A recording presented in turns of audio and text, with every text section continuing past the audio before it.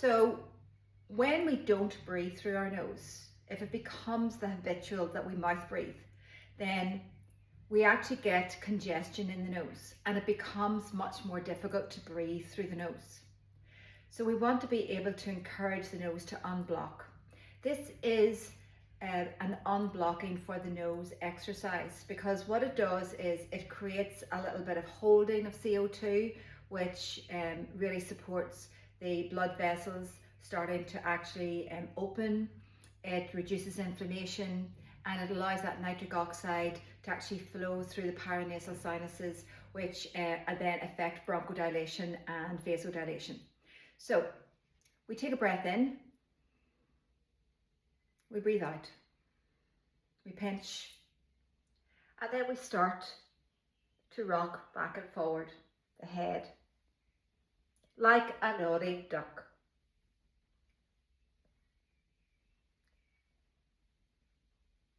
Then we release the pinch and we breathe in. So the lips are sealed. When we take that first breath in through the nose, we make it gentle.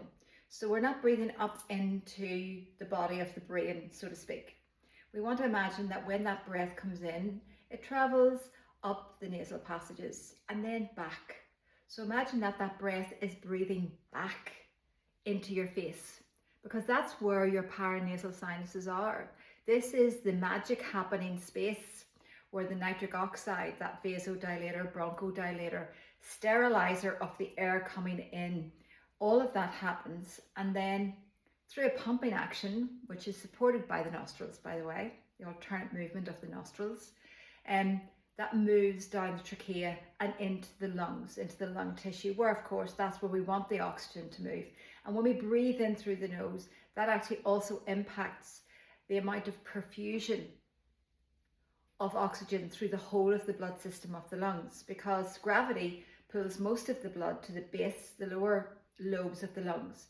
When we breathe through the nose, we actually encourage that blood to flow the whole way around all of the lung tissue, and that also means optimal oxygen uptake into the bloodstream.